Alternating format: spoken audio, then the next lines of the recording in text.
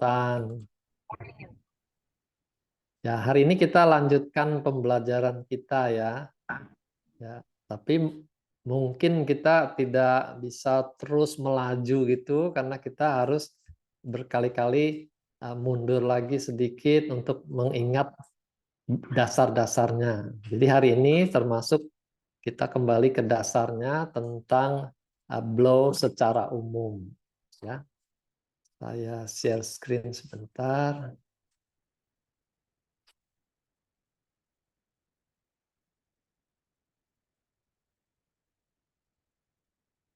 Bisa muncul? Bisa, Pak. Ya.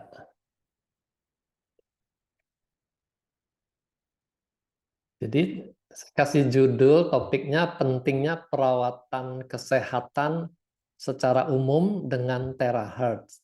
Gitu ya. Nah, kita mulai dengan mengenal apa yang dimaksud dengan sakit lokal dan sakit umum. Tuh, ya. Lalu pentingnya perawatan kesehatan secara umum. Ya. Ini penekanan di perawatan kesehatan. Kalau kita lihat gambar di sebelah ini kita sering sebut sebagai perawatan kesehatan, ya, bagian dari sistem perawatan kesehatan. Tapi kalau kita maknai lebih dalam lagi, ini rumah sakit, klinik pratama, ambulan, rujukan, ini sebenarnya lebih mengurusi orang yang sakit, gitu ya. Jadi ini lebih untuk perawatan penyakit, gitu. Ya, jadi kurang tepat juga kalau kita sebut ini perawatan kesehatan. Kenapa? Karena kalau penyakitnya sudah pergi, dia pulang ke rumah, padahal kesehatannya tuh tidak kunjung ditingkatkan, maka tidak lama dia akan kembali lagi, sakit lagi, masuk rumah sakit lagi gitu. Nah, ini yang disebut penyakit kambuhan, gitu ya. Jadi kita sekarang mesti mulai merubah paradigma kita, membedakan mana perawatan orang sakit, ya, perawatan untuk penyakit, mana perawatan kesehatan, ya. Nah, begitu juga dengan istilah asuransi kesehatan, ya. Jadi asuransi ini kapan dananya keluar? Pada waktu kita sakit, ya. Jadi ini sebenarnya lebih tepat asuransi untuk penyakit, asuransi di opname, di operasi gitu, ada yang biayai gitu ya. Nah, padahal kita maunya kan tetap sehat gitu ya. Nah, buat apa asuransinya keluar tapi orangnya tidak selamat misalnya gitu ya. Jadi kita harus balik lagi paradigma, kalau begitu yang dimaksud perawatan kesehatan itu seperti apa gitu ya. Dan kita dengan alat yang kita punya, kita akan soroti metode pemeliharaan kesehatan dengan terahertz yang kita punya. Ya. Jadi ini perawatan kesehatan secara alamiah tapi dengan teknologi modern gitu ya. Nah, ini sakit lokal dan sakit umum kita pelajari dulu ya.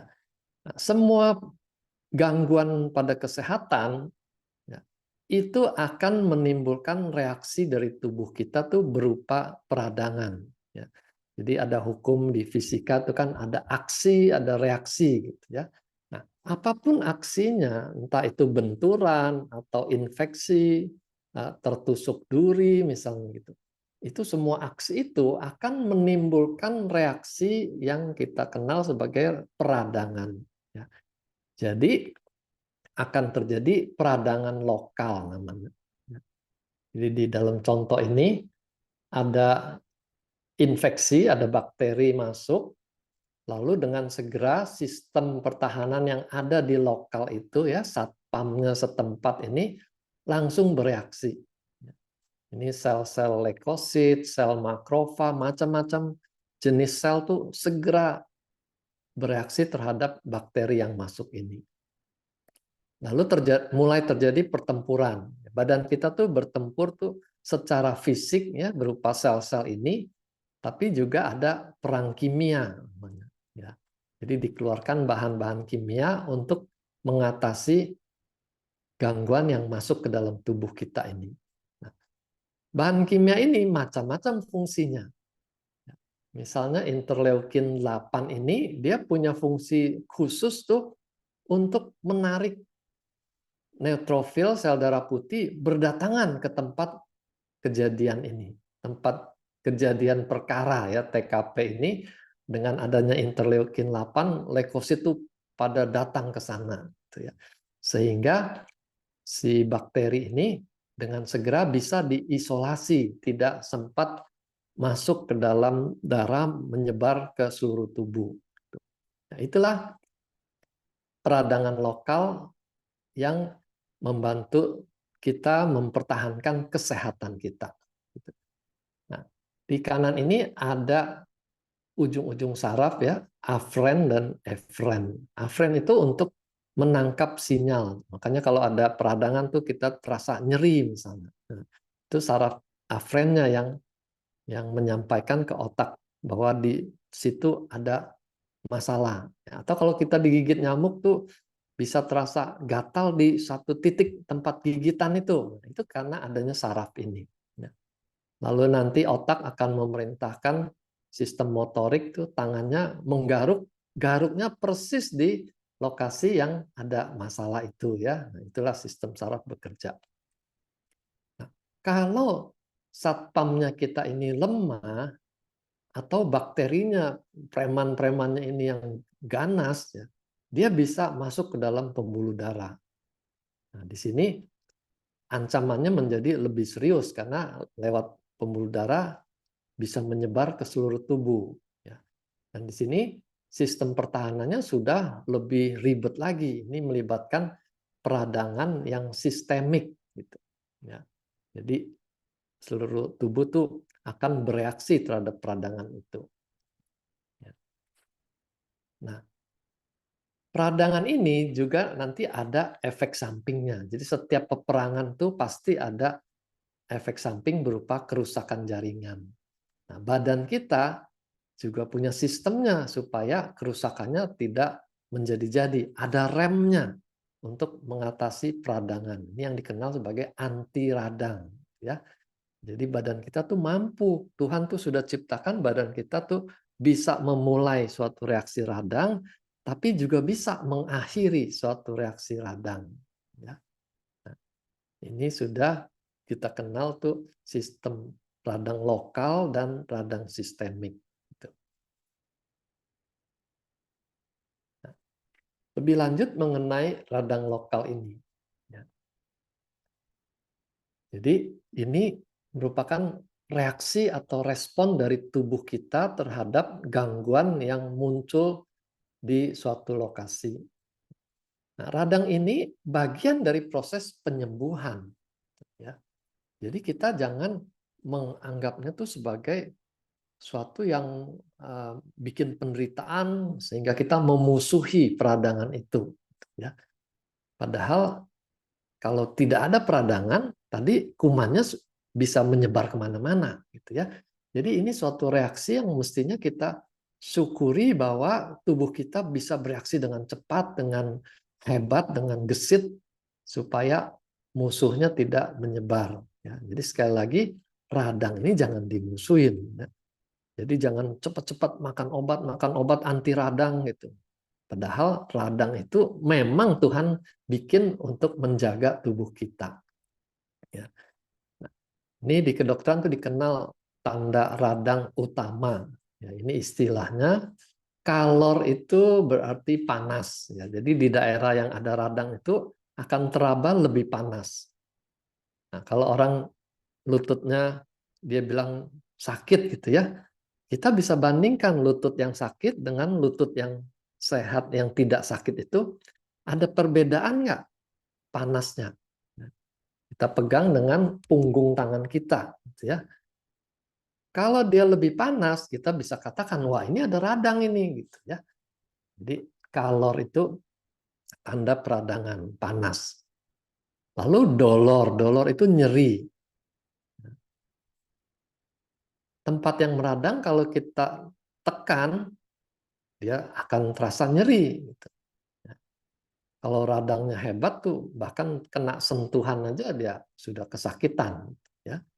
Nah, jadi kalau kita mau bilang radangnya sudah sembuh, itu coba aja dicolok-colok, diketok-ketok, masih ada sakitnya. Kalau dia masih kesakitan, ya belum sembuh. Ya, itu tanda kedua. Tanda yang ketiga tuh rubor. Rubor itu kemerahan. Jadi kalau satu tempat kelihatan dia lebih merah dari sekelilingnya, ya radangnya ada di situ. Yang keempat ini tumor. Tumor dalam arti pembengkakan ya, bukan tumor kanker ya, tapi ini pembengkakan.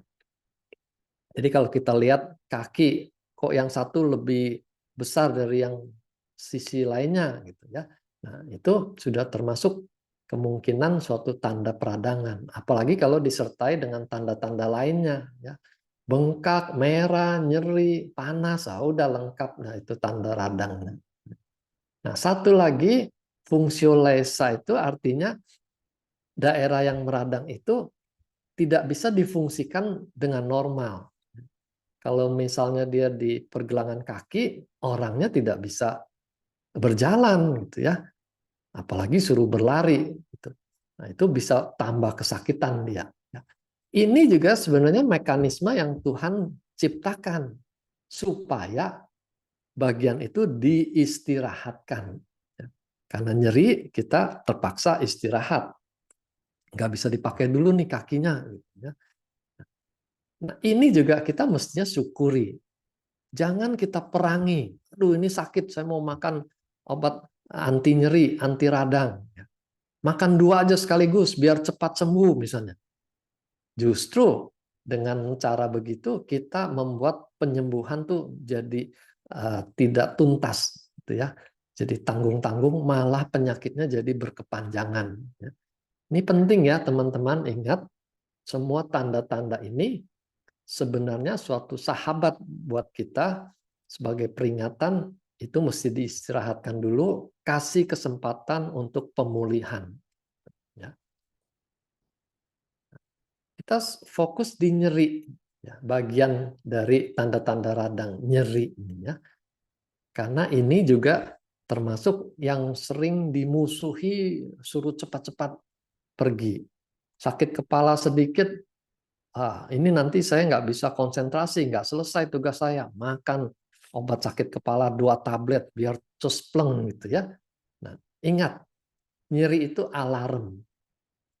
Alarmnya bunyi, kita mesti cari di mana yang bermasalah dan kenapa. Gitu ya. Ibarat alarm anti maling gitu ya. Kalau alarmnya bunyi, kita mesti pikirkan, wih ada maling masuk gitu. Jangan malah kita sibuk untuk mematikan alarmnya karena mengganggu saya tidur gitu ya. Ya nanti malingnya malah senang alarmnya dimatikan gitu ya. Begitu juga dengan penyakit. Kalau kita hanya perangi rasa nyerinya, penyakitnya akan merajalela. Ya. Nyeri itu juga akan membuat sistem saraf tadi itu mulai membuat sistem pertahanan ke lokasi setempat itu. Gitu. Ya.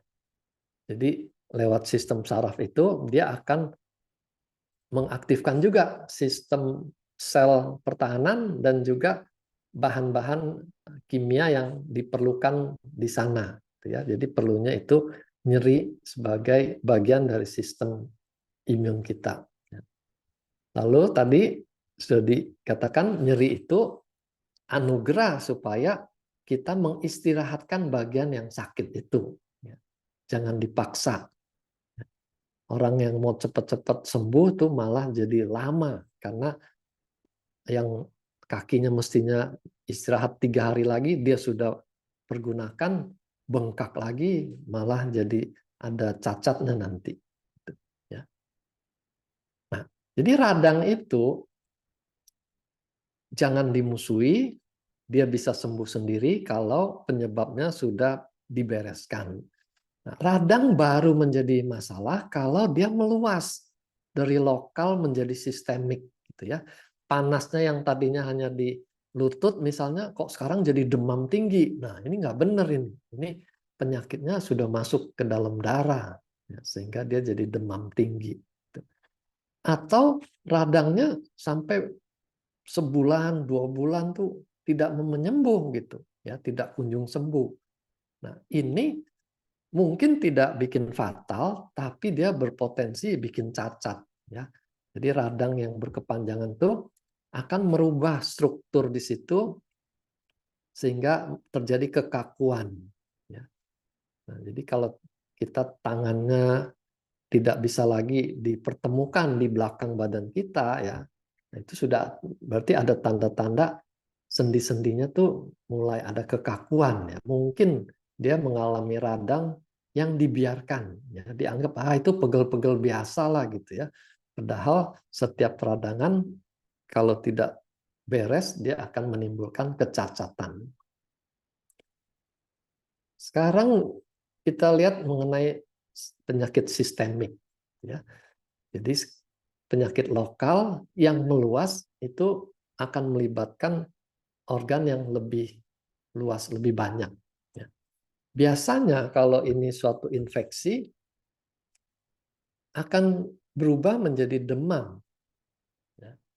Yang tadinya hanya hangat-hangat, misalnya ada abses, ya, ada nanah di bisul yang besar, terus dipencet-pencet, nanahnya malah masuk ke dalam darah, itu terjadi bakterinya masuk ke darah, dia langsung jadi demam tinggi.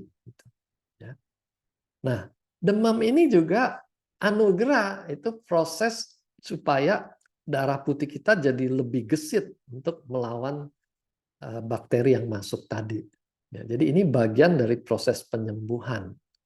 Nah, celakanya lagi, kita juga sepertinya memusuhi demam ini. Baru anget sedikit aja 38 saja kita sudah sibuk cari obat demam. Dikasih belum turun, kasih lagi 1 sendok lagi atau 1 tablet lagi gitu ya. Padahal badan kita memang sengaja dibikin demam untuk melawan infeksinya gitu ya.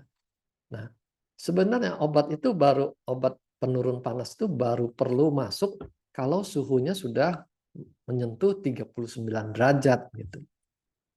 Karena kita khawatirkan kalau sampai 40 derajat, 41 derajat, itu otaknya tidak tahan, ada orang yang bisa kejang-kejang. Gitu. Jadi kalau dia masih di bawah 39, mestinya jangan dikasih obat penurun panas. Gitu ya. Kita perbanyak saja air minumnya, atau dikompres. Gitu. Sekedar menjaga dia jangan sampai lewat dari 39. Nah, infeksi ini bisa meluas tuh lewat aliran darah atau aliran getah bening, limfatik. Jadi cairan limfatik itu juga bisa membuat penyebaran dari satu tempat ke tempat lain. Nah, kanker itu seringkali juga menyebar tuh lewat limfatik ini. Nah, kalau dia sudah menyebar, maka terjadilah komplikasi. Satu organ yang sakit bisa menimbulkan gangguan di organ-organ lain. Nah, pada orang-orang yang kesehatannya tuh sudah menurun, sudah banyak terjadi degenerasi, itu semua organ tuh kapasitasnya sudah turun. Daya tahannya juga semua masing-masing tuh sudah turun. Jadi begitu ada satu penyakit, itu seperti domino yang saling menjatuhkan kartu lainnya. Gitu ya. Jadi terjadi komplikasi dengan cepat dari satu organ ke organ lain. Istilahnya domino effect.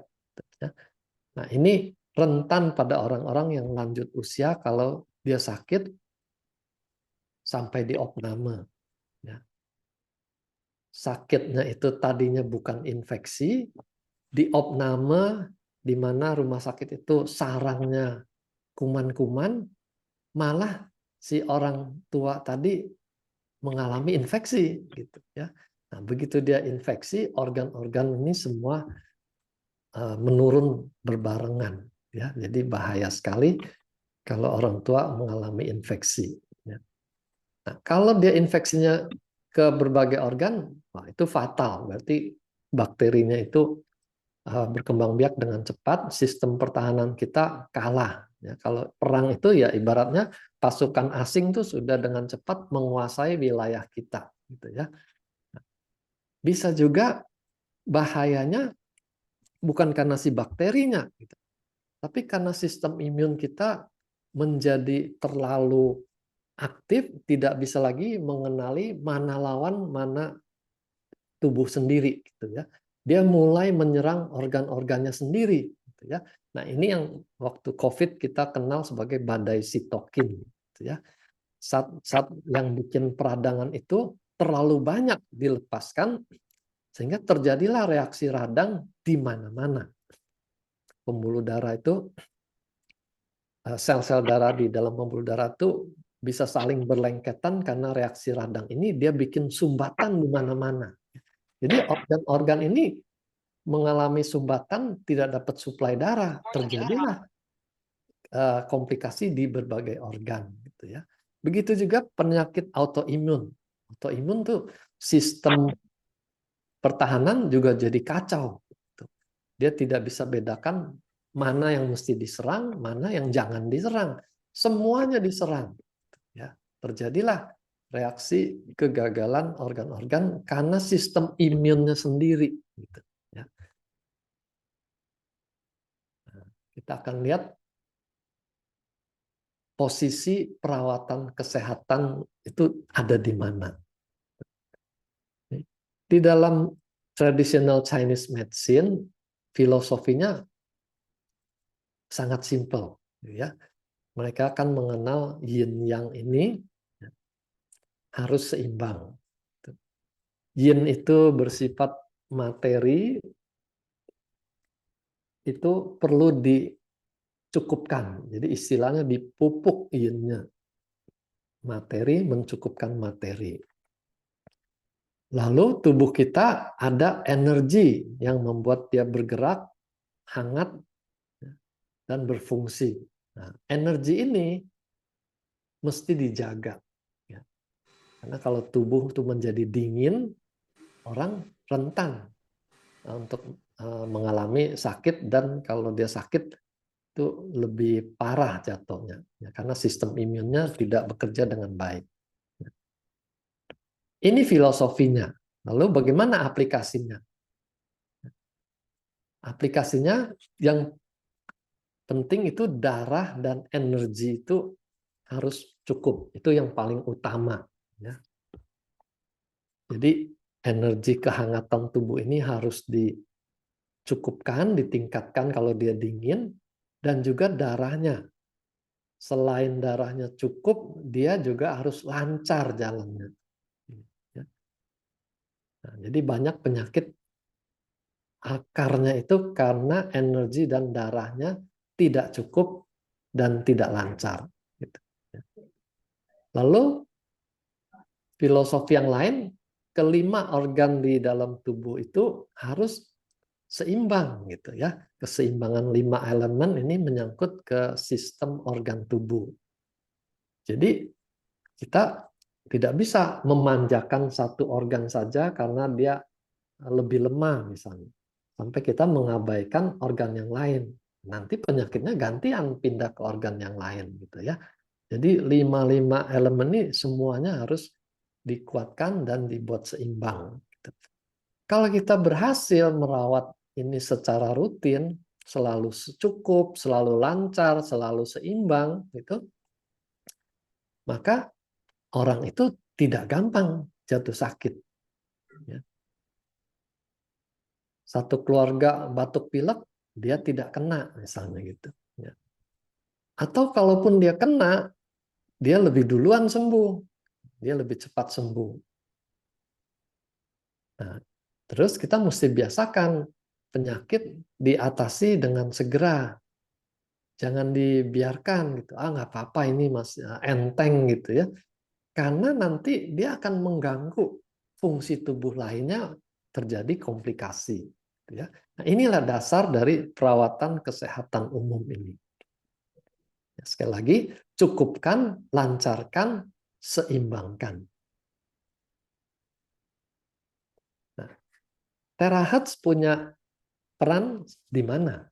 Ya, kita bisa membantu mencukupkan qi, terutama energi yang bersifat panas tadi. Ya, di mana kita blow, di situ akan terjadi peningkatan energi panasnya. Ya, ini kalau di foto seperti ini nih, sudah pasti yang tempat di blow tuh akan lebih merah dibandingkan yang lain. Gitu.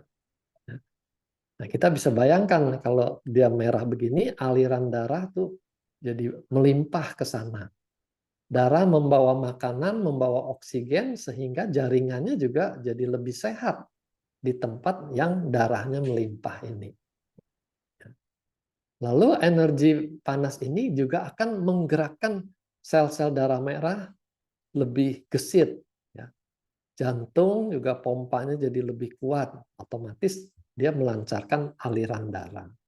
Ya. Jadi syarat pertama, kecukupan dan kelancaran tuh sudah bisa kita intervensi dengan terahertz. Ya.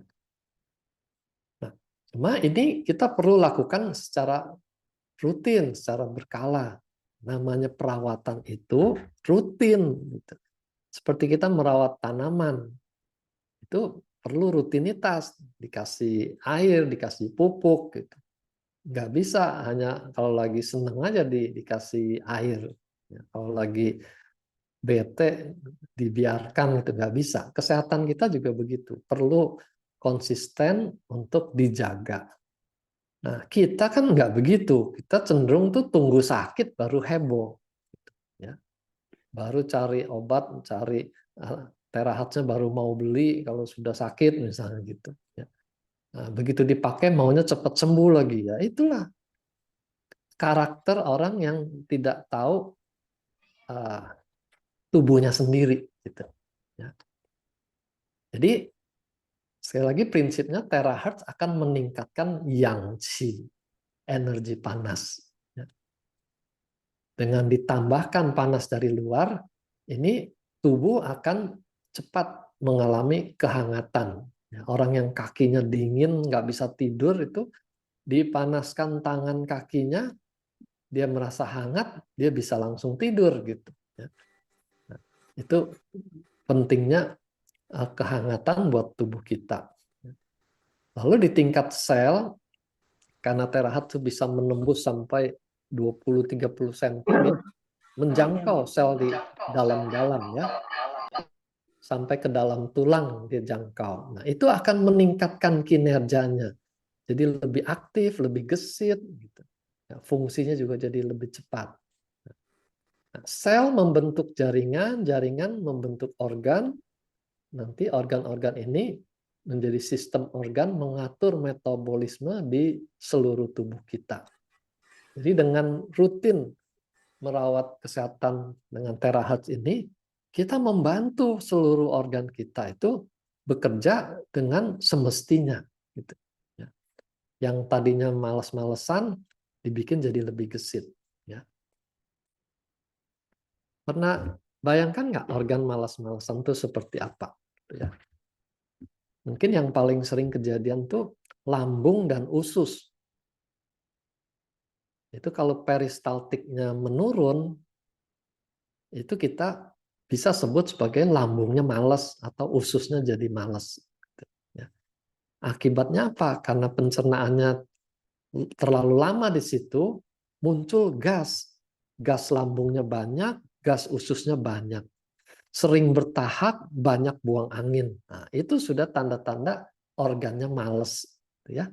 Nah, terahertz bisa membantu supaya organ itu peristaltiknya gerakannya lebih aktif sehingga tidak sempat lagi menimbun gas di dalam saluran lambung dan usus.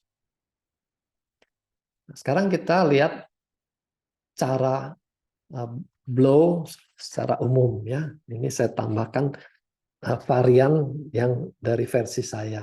Ya.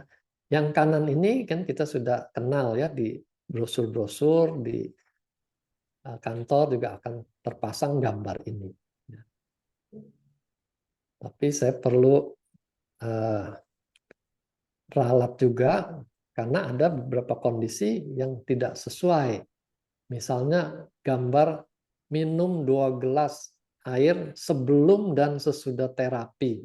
Ya. Nah, ini kita mesti hati-hati. Ternyata tidak semua orang boleh minum sebanyak itu. Ya. Orang yang gagal ginjal, kalau kita paksa dia, ini harus minum 2 gelas sebelum terapi. Lalu selesai terapi kita suruh minum lagi 2 gelas. Itu airnya nggak bisa keluar. Ya, karena ginjalnya sudah nggak bisa memproduksi urin. Kemana dong airnya kalau nggak bisa keluar? Masuk ke paru-paru. Ya.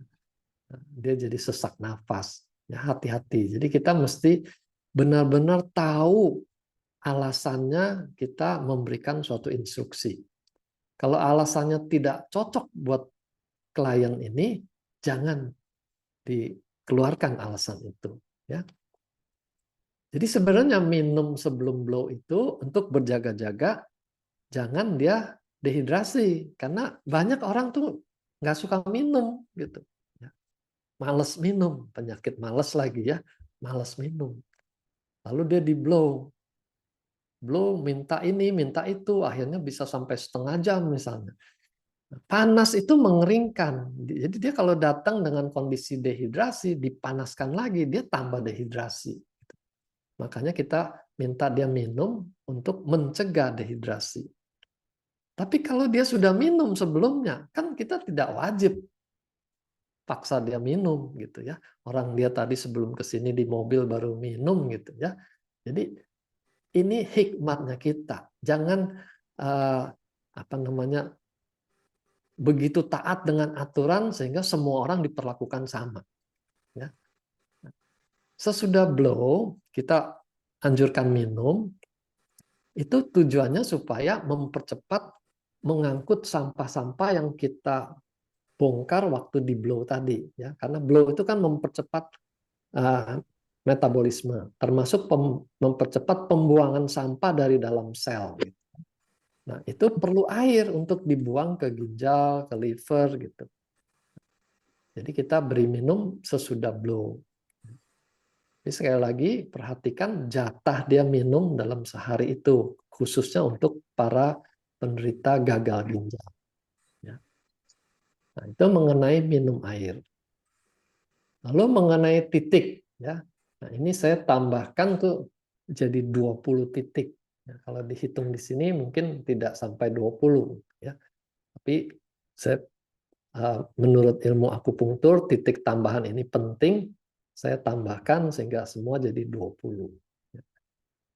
Nah, ini ada yang anjurkan tuh tiap titik 1-2 menit. Ya. Nah, itu juga kita mesti berpikir dengan bijaksana. Kalau satu titik 1 menit, 20 titik itu sudah 20 menit.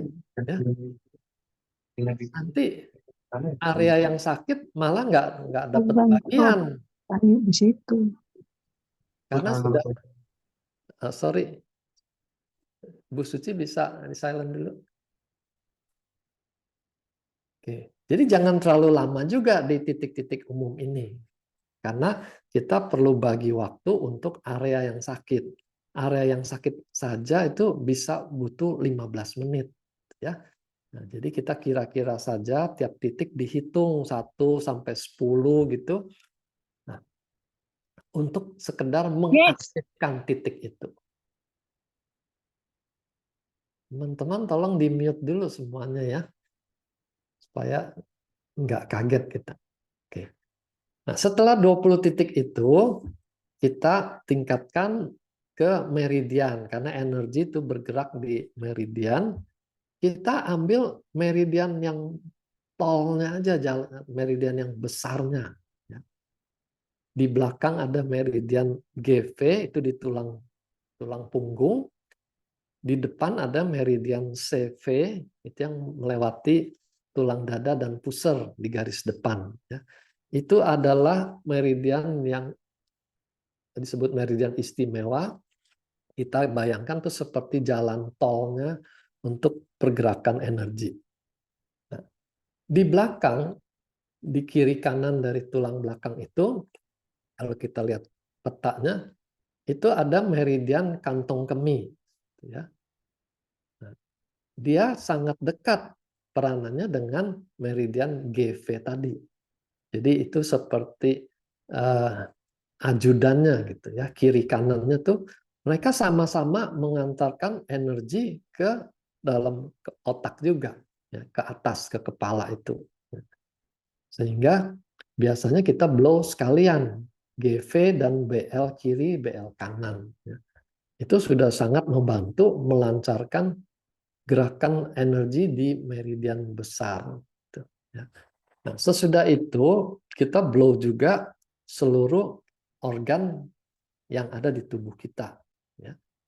Karena tubuh ini berfungsi lewat sistem organ. Jadi organ-organ itu perlu dikuatkan, diaktifasi sehingga semuanya bekerja dengan optimal. Ya. Nah, ini deretan organ-organ yang umum kita kenal. Di dada itu ada paru, ada jantung, lalu di perut tuh ada perut atas ya, ada liver, pankreas, limpa, lambung.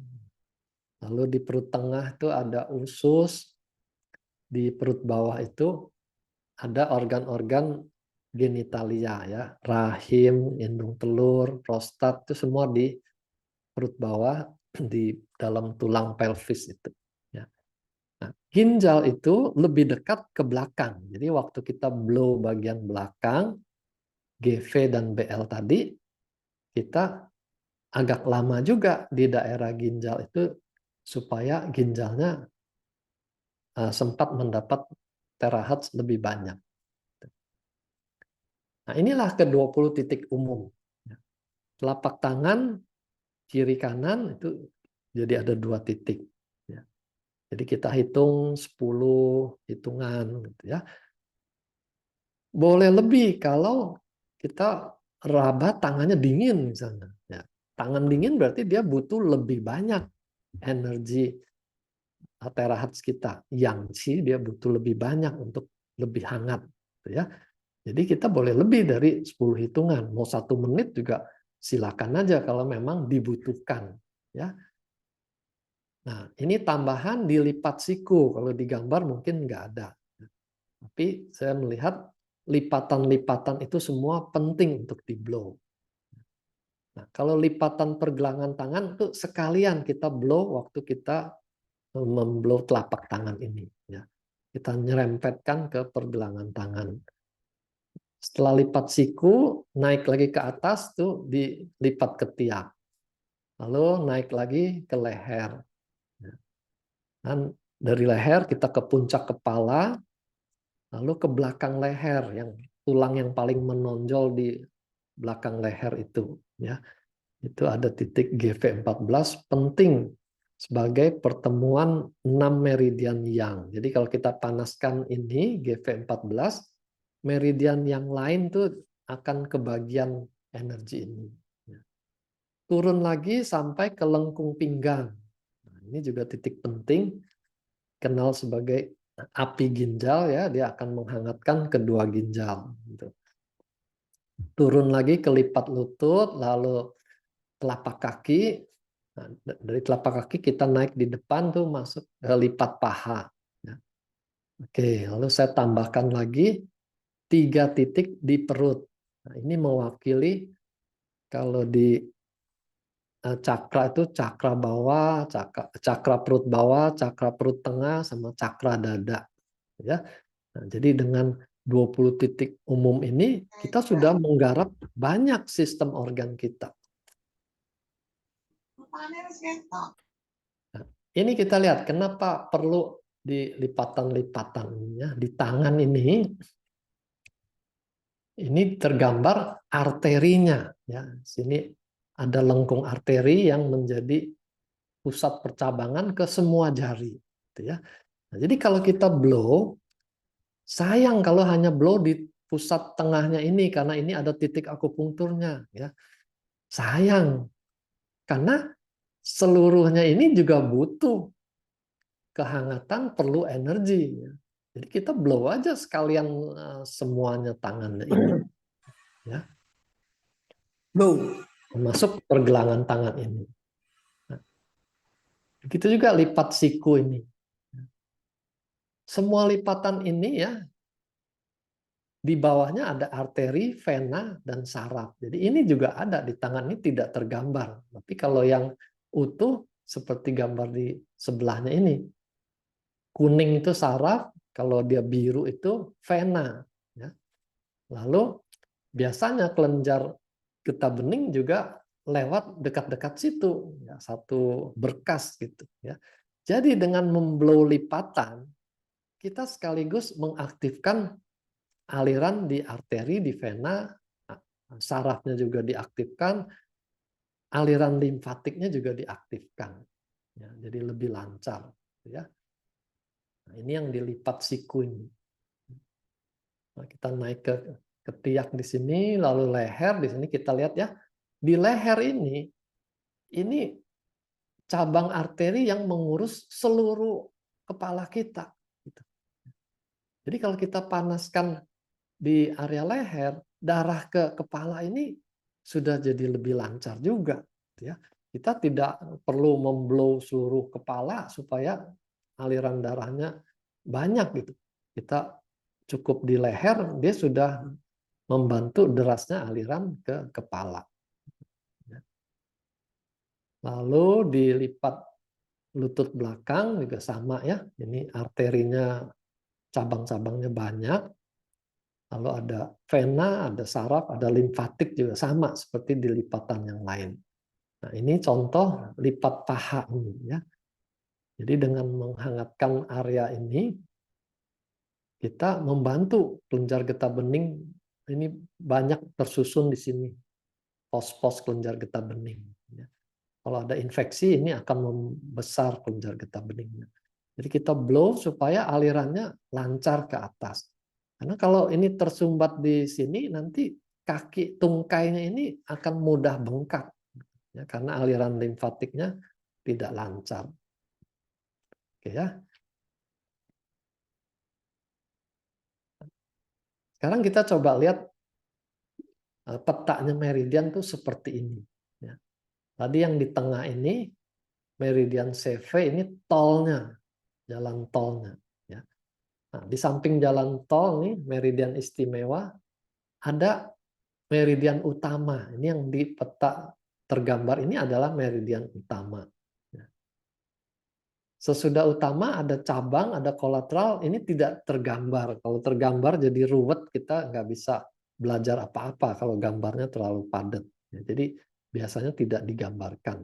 Tapi kedua ini, meridian cabang ini adalah cabang-cabang dari meridian utama. Apalagi kalau sudah kolateral. Kolateral itu menghubungkan satu meridian dengan meridian lain gitu ya. Jadi kayak jalan tikusnya gitu. Nah, jadi kita bisa bayangkan jalannya energi itu cukup kompleks gitu ya. Masih ditambah lagi ada meridian yang khusus memberi makan ke otot, memberi makan ke kulit. Ya. Nah, jadi di sini kalau kita blow, kita melancarkan jalannya energi ke seluruh tubuh ini. Gitu. Ini nanti berkaitan dengan arahnya. Kalau kita lihat gambar ini garisnya ini semua lurus-lurus saja, gitu. Ya. Tapi kalau sudah cabang dan kolateral, dia bisa bersifat horizontal, melengkung, bisa masuk lagi kembali lagi ke dalam, gitu ya. Jadi kita kalau lihat ini bukan suatu hukum besi gitu. Kita harus memblow mengikuti garis meridian. Ya, karena seluruh tempat yang tidak ada gambarnya ini pun sebenarnya ada meridiannya. Ya. Nah, kalau mengikuti hukum akupunktur, blow di meridian, ini rumit. Karena nanti ada meridian yang energinya itu jalannya ke bawah. Ada meridian yang energinya jalannya ke atas gitu ya. Kalau kita harus ikuti itu, kita bisa pusing sendiri, ini kemana? Gitu ya. Belum lagi tadi yang bercabang-cabang. Kalau cabang-cabang ngalirnya kemana kita udah nggak tahu lagi gitu ya. Jadi sebenarnya arah blow ini tidak bersifat fatal gitu. Wah nggak boleh, salah itu fatal, nggak begitu gitu ya. Karena chi itu pada dasarnya tubuh kita itu akan bergerak ke berbagai arah. Nah, kalau keluar pedoman umum blow semua ke arah bawah, itu dalam TCM itu menghindari si menumpuk di kepala gitu. Jadi kalau kita blow-nya ke kepala, nanti energinya terlalu banyak di atas. Apalagi energi panas itu memang kodratnya itu akan naik ke atas gitu ya. Nah, jadi kita bisa ketemu orang yang mukanya merah, sakit kepala, nah, itu kalau dalam TCM tuh energinya ngumpul di kepala gitu ya. Terjadi ekses yang di kepala. Nah, mukanya merah, matanya merah, ya dia lihat lidahnya juga merah dan dia gampang sakit kepala. Kondisi seperti ini banyak ditemukan pada orang-orang yang hipertensi. Apalagi nanti dikaitkan dengan emosi marah. Orang yang pemarah itu kan mukanya juga merah, bahkan matanya juga merah gitu ya. Dan biasanya orang pemarah itu tensinya memang naik gitu ya. Jadi ini gejala yang membuat orang tuh berjaga-jaga jangan sampai kelebihan energi yang di kepala. Ya. Kenapa? Ya nanti kalau kelebihan dia pecah, dia jadi stroke gitu, fatal gitu ya. Itulah dikeluarkan himbauan kita blow-nya ke bawah. Ya. Nah, jadi arahnya itu kita bisa lihat sudut pandangnya dari mana keluar himbauan itu. Tadi kalau menghindari yang kumpul di kepala, semuanya ke bawah. Kalau mau mengikuti arahnya meridian, kita ikuti sesuai kaidah di akupunktur gitu ya. Cuma kan rumit, nggak semua orang ngerti akupunktur. Jangan jangan bikin jadi susah dong gitu ya.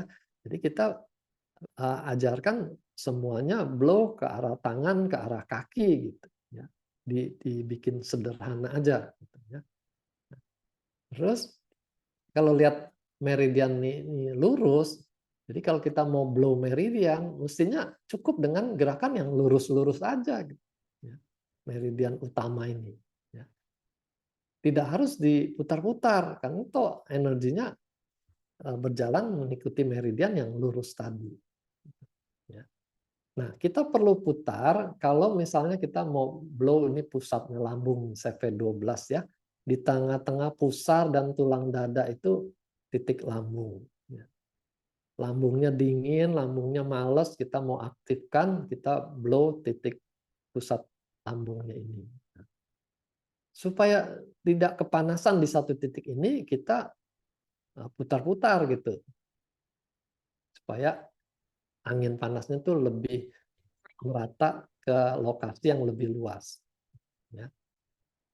Kalau kita hanya fokus di titik ini, seperti mau menusuk jarum, nah, malah yang terjadi luka bakar nanti. Ya. Oke. Terus kalau misalnya areanya itu ototnya besar, gitu ya, otot belikat atau otot paha. Gitu. Kalau kita mau menjangkau sekaligus semuanya, kita putar mengikuti lebarnya otot itu ya boleh juga karena tujuannya kan semua selnya ke bagian terahertz gitu ya. Nah, tapi kalau teori satu titik putarnya harus ke kiri itu ini lebih banyak mitosnya. Di akupunktur juga sekarang sudah ditinggalkan soal putar jarum ke kiri atau putar jarum ke kanan ya. Tidak ada bukti ilmiahnya.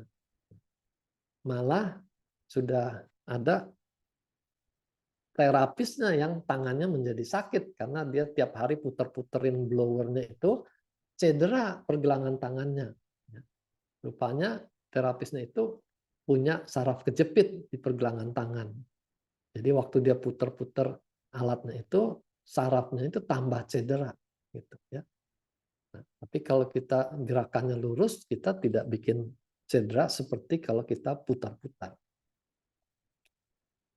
Lalu blow organ. Nah, untuk blow organ kita perlu tahu organnya itu di mana. Nah, ini kita tinggal intip di Google, di internet, liver itu di mana, pankreas itu di mana, gitu ya.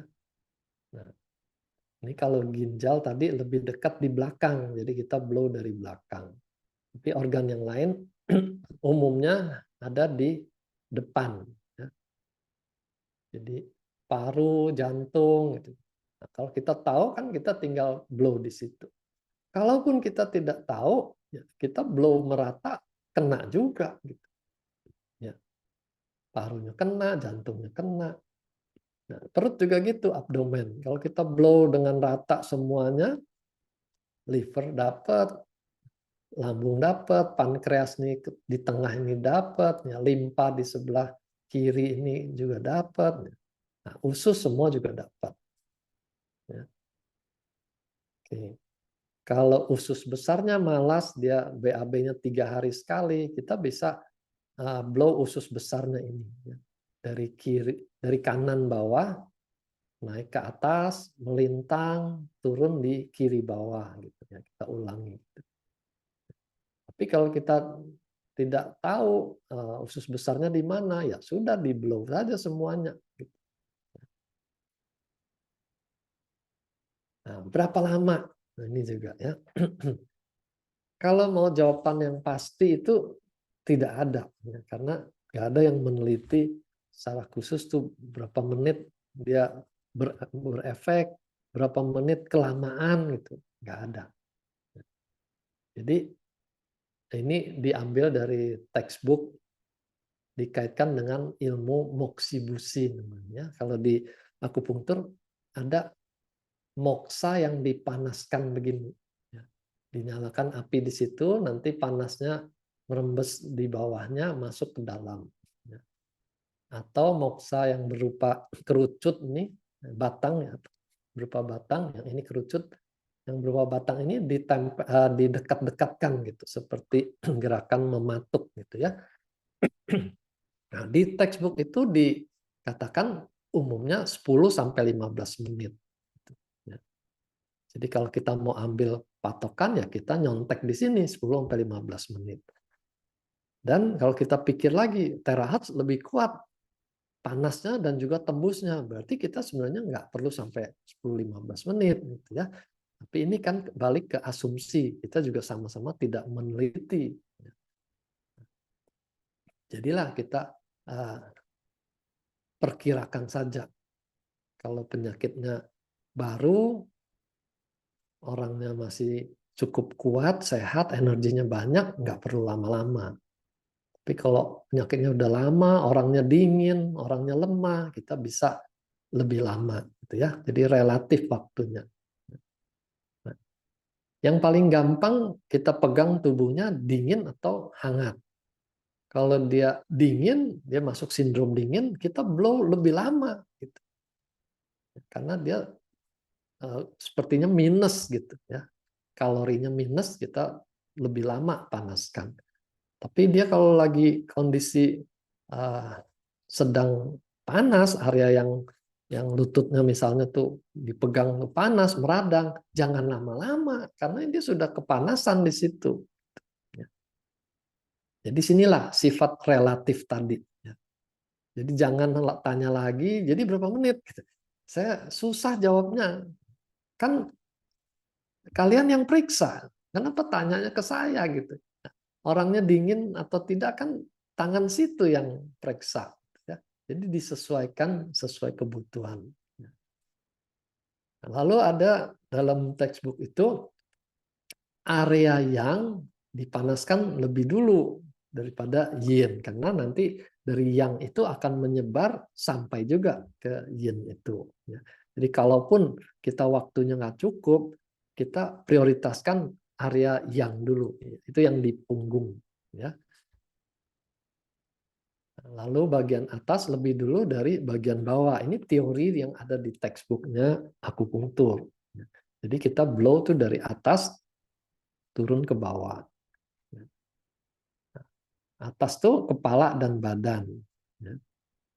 Baru nanti ekstremitas. Kalau waktunya nggak cukup, saya sering sarankan kita bagi 2 sesi. Jadi kalau pagi hari blow urusan kepala dan badan. Nanti malam hari kita blow khusus untuk ekstremitasnya. 15 menit dibagi ke 4 anggota gerak itu. Gitu. Jadi dalam sehari seluruh badan kebagian. Ya. Nah, ini moksa tuh juga mengalami evolusi. Ya. Dari yang bakar-bakar begini, sekarang sudah ada moksa elektrik. Ya, dia tidak lagi pakai bahan-bahan daun-daunan, dia pakai pemanas, dipusatkan titiknya, lalu panasnya itu akan menerobos ke dalam. Nah, kita punya terahertz termasuk moksa modern ini. Gitu. Ya, bahkan lebih kuat daya tembusnya dan juga kekuatannya. Nah, bagaimana dengan Itera Bio atau Itera Bio Light? Ini kan yang dipanaskan di kaki. Teorinya kan harus dari atas dulu, kepala dulu. Gitu. Nah, ini kaki dulu. Gitu. Ini kan kalau secara kaidah kan jadi sepertinya salah, gitu ya. Tapi kita tahu juga si terahertz ini nanti akan menjalar sampai juga ke kepala. Ya. Cuma kita perlu hati-hati.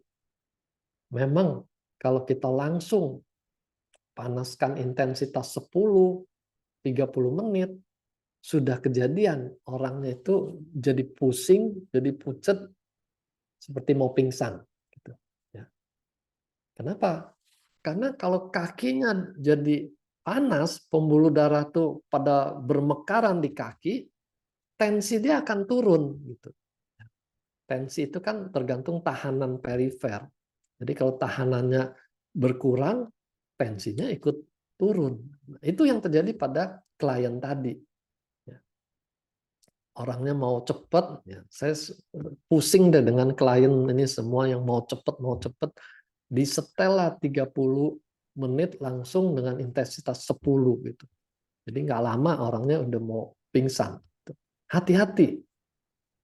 Jadi kita bikin pemanasannya bertahap. Ya. Misalnya mulai dengan 5 atau 6 gitu ya. Nggak usah mulai dari 1 terlalu lama nanti. 5, 6, 1 menit dia tidak merasa kepanasan, naik 1 gitu. Jadi pelan-pelan disesuaikan. Kalau dia rasanya panasnya sampai mengganggu, sampai linonya tuh hebat, turunkan lagi gitu ya. Jadi perlu.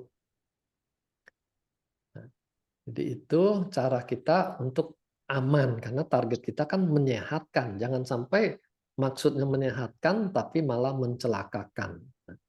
Nah, kalau nanti dia datang lagi lanjutkan terapi, kita ada catatannya dia tahan sampai 8 nggak apa-apa misalnya. Kita boleh mulai dengan 8 gitu ya. Nah, itu pentingnya kita punya catatan, kita kenal dengan kliennya. Tapi untuk orang yang baru pertama datang selalu hati-hati. Kalau kita pakai Itera Bio atau Itera Bio Light, itu reaksi tubuh berbeda dengan kalau kita pakai blower. Pada blower kita hanya bisa merasakan hangat. Tapi kalau dengan Itera Bio ini variasi. Bisa hangat, bisa sampai panas. Nah, ini juga hati-hati. Kita sudah ada klien, dia kencing manis, dia pakai Itera Bio, berapa hari kemudian, 1-2 hari gitu, atau besokannya kalau saya nggak salah, itu ada bagian di atas telapak kaki ya, dekat mata kakinya itu seperti luka bakar. Padahal dia pakai Itera Bio. Nah, itu karena mereka langsung pakai intensitas yang tinggi. Padahal pasiennya itu diabetes. Orang diabetes tuh sering kurang peka lagi merasakan panas. Gitu. Jadi mungkin jaringan itu sebenarnya sudah kepanasan, tapi karena sarafnya sudah rusak, dia nggak merasa panas. Terjadilah luka bakar. Ya. Sebelum ada Iterabio, luka bakar dengan blower sudah cukup sering terjadi. Gitu, ya. Sama penyakitnya, si terapisnya tuh mau cepet, dia pakai intensitas 3 gitu. Padahal orangnya kencing manis, baal, luka bakar. Ya. Nah, sekarang ada laporan Iterabio juga bisa bikin luka bakar. Jadi kita harus hati-hati. Kalau panas sampai dia rasanya kepanasan, kurangi. Ya. Gak perlu kita paksakan harus sampai berkeringat. Kan masih ada hari esok, masih ada lusa. Gitu ya. Sabar aja, naikkan pelan-pelan sampai suatu waktu dia tidak lagi panas, tidak lagi linu, dia berkeringat. Ya. Di rasa panas ini karena ada proses peradangan. Kalau panasnya tidak naik-naik di situ terus, itu lebih fix lagi, lebih konfirmasi lagi di situ ada proses peradangan atau ada luka lama. Selain panas bisa muncul rasa berat. Ini tanda sinya tidak lancar dan umumnya karena ada faktor kelembapan. Ada edema, mungkin edemanya ringan, jadi belum sampai kelihatan dipencet tuh tidak kembali gitu ya. Tapi itu sudah tanda-tanda ada kelembapan. Nah, kita tahu Iterabio ini bisa menghilangkan kelembapan. Tandanya apa? Kalau sudah tidak ada lagi rasa berat tadi. Pada awalnya berat, terapi yang kedua sudah nggak ada, kelembapannya sudah hilang.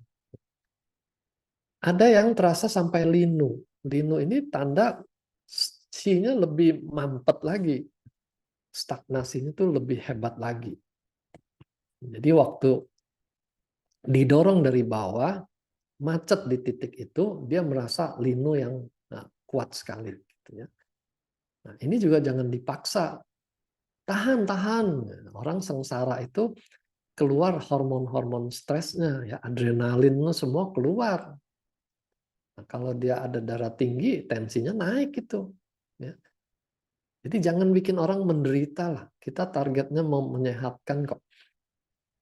Turunkan saja intensitasnya semampunya dia tahan. Nanti suruh balik lagi supaya makin lancar. Ya. Ada juga yang merasa seperti ada semut jalan-jalan di kulitnya atau di dalam di bawah kulitnya. Gitu ya. Jadi itu kemungkinan ada hubungan dengan saraf perifernya yang mulai rusak, biasanya karena kencing manis juga. Ya. Kencing manis, kurang vitamin B, minum alkohol, itu bisa merusak saraf tepi ini. Ya. Jadi dengan Iterabio bisa terasa itu sarafnya ini kena nih. Gitu. Nah, kalau semua sudah lolos, di bawah sudah nggak ada masalah, energinya akan naik ke atas, dia mulai berasa badannya gerah gitu. Makin lama dia bertahan di situ, mulai berkeringat. Ya. Nah, di sini jangan lupa ya, keringat suruh minum supaya tidak dehidrasi dan tadi juga supaya sampah-sampahnya lebih cepat terbuang. Nah, karena Iterabio ini efeknya ke seluruh tubuh, dia lebih cocok untuk penyakit-penyakit yang memang sifatnya sudah sistemik. Nah, seperti orang darah tinggi. Ya, orang darah tinggi itu kan pembuluh darahnya tuh di mana-mana sudah menyempit. Gitu, ya. Jadi dengan Iterabio itu dia bisa lebarkan seluruh pembuluh darah itu. Kalau kita dengan blower kan, waktu kita blow kanan, yang kiri tidak ikut melebar. Kita pindahkan blow yang ke kiri, yang kanan sudah turun lagi gitu. Ya. Tapi dengan Iterabio dia lebih merata. Kencing manis, kolesterol, darahnya agregasi trombosit tinggi, misalnya nggak lancar gitu. Ini dengan Iterabio tuh lebih cocok. Kalau nggak ada iterabio ya kita pakai blower, tapi seluruh tubuh harus di blow. Nggak bisa harapkan mana titik darah tingginya, lalu hanya blow di titik darah tinggi mengharapkan tensinya turun. Nggak bisa. Karena darah tinggi itu penyakit sistemik. Ya, seluruh pembuluh darah kena. Jadi peringatan lagi ya, berulang-ulang, jangan bosan diingatkan pada orang kencing manis, hati-hati. Karena mudah terjadi luka bakar. Makin dia baal, makin hati-hati kita. Jangan pakai intensitas yang paling tinggi, karena itu yang berpotensi luka bakar. Jangan berhenti di satu titik berlama-lama, karena itu juga bikin luka bakar. Selalu gerakan blowernya sehingga tidak terjadi panas hanya di satu titik. Oke ya. Healthy, happy, and wealthy. Ya. Dengan alatnya kita bisa dapatkan kesehatan dan kegembiraan yang tadinya hilang karena penderitaan sakit ini. Nah, kalau dia aktif membangun jaringannya, kita bisa harapkan datang juga kesejahteraan finansialnya ini. Ya.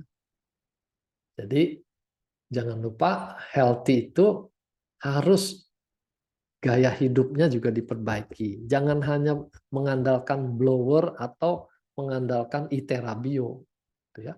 Wah, saya udah beli mahal-mahal, rasanya nggak banyak perubahan. Nah, gaya hidupnya masih sama, hanya duduk di depan TV, main gadget, TikTokan misalnya. Bagaimana mau ada perubahan?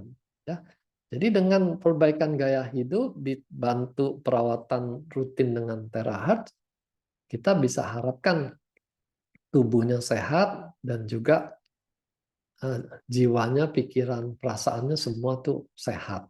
Ya, nah, dari situ tidak jauh untuk menjadi orang-orang yang bergembira. Ya, tapi selama dia banyak penyakit, banyak stresnya, banyak keselnya, banyak marahnya, ya jauhlah dia dari orang bergembira, berbahagia.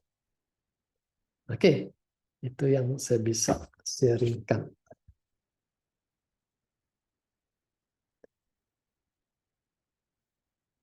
Ya, Bu Suci.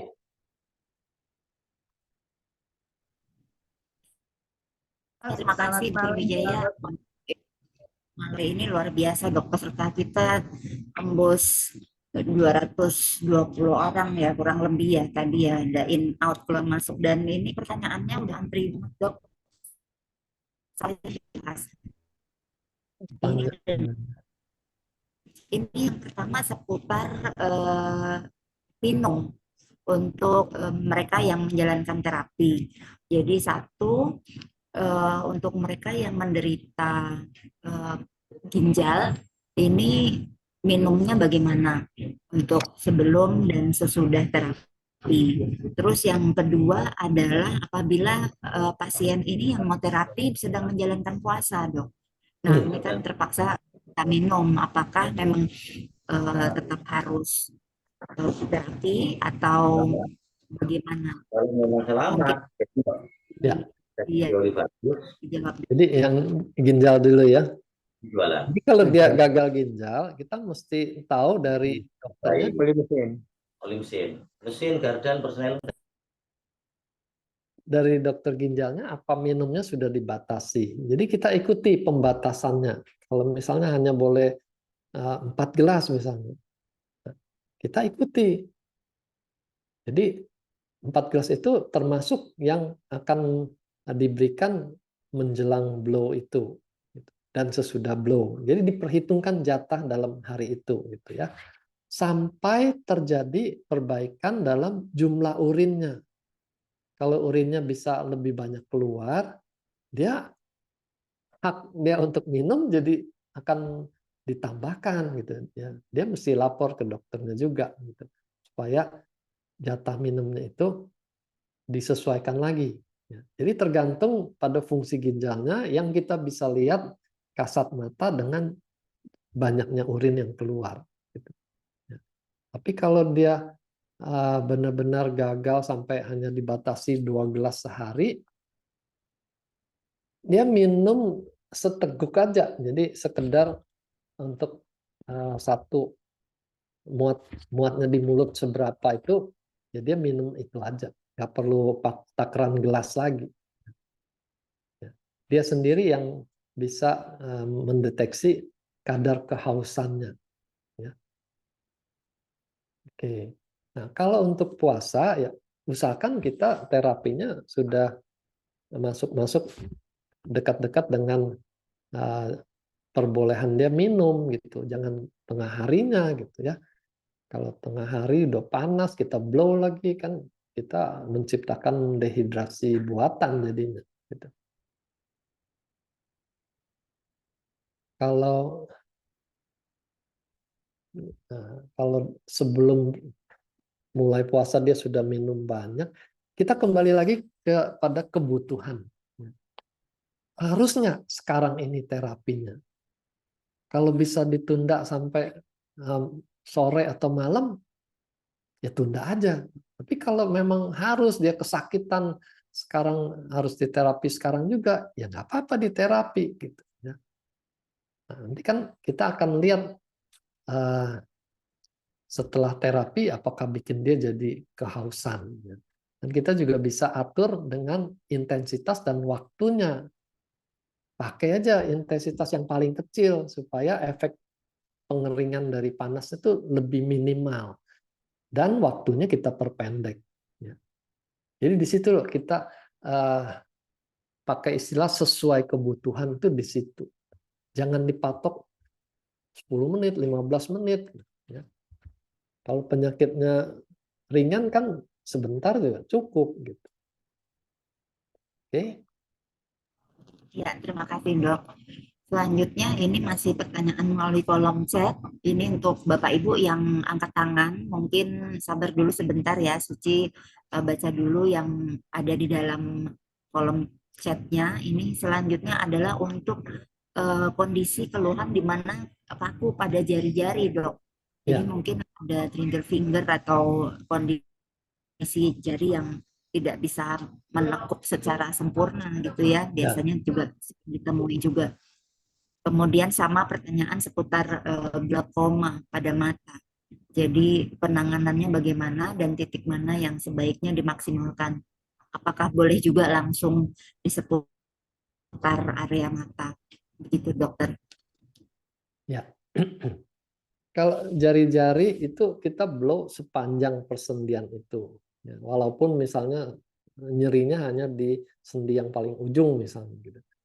Kita tetap blow tuh untuk melancarkan chi di meridian yang lewat jari-jari itu. Nah, persendiannya juga kita blow bukan hanya yang paling ujung tapi sampai ke pergelangan gitu ya. Karena targetnya kita perbaiki secara keseluruhan. Karena kita tahu jalan darah, jalan energi itu ada kolateralnya, ada cabang-cabangnya. Jadi kita tidak fokus hanya di jalan utamanya, tapi kita buka juga jalan kecil-kecilnya sehingga semuanya menjadi lebih lancar. Ya. Nah, untuk glaukoma itu perkara yang agak kompleks karena dari ahli penyakit mata juga glaukoma tuh macam-macam. Ada glaukoma sudut sempit tuh memang bawaan dia tuh lubangnya itu kejepit di bagian mata yang sempit. Ya, jadi itu struktural. Kita nggak tahu apa akan bisa dipengaruhi dengan blower kita. Ya. Tapi ada juga teori glaukoma itu ada kemacetan di dalam jalurnya mata itu dan sama kemacetan itu bukan hanya di satu aliran utama tapi di semua sistem alirannya itu macet. Jadi kalau bisa dilancarkan dia ada peluang untuk turun lagi tekanannya gitu ya. Nah, masalahnya mata ini juga sensitif terhadap panas gitu. Jadi walaupun kita bilang terahertz ini aman untuk semuanya kena mata juga nggak apa-apa gitu ya. Itu terahertznya.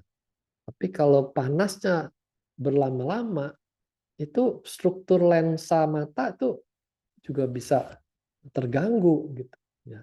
Kita nggak tahu efeknya seperti apa. Dan karena mata itu panca indera yang cukup vital, cukup penting gitu.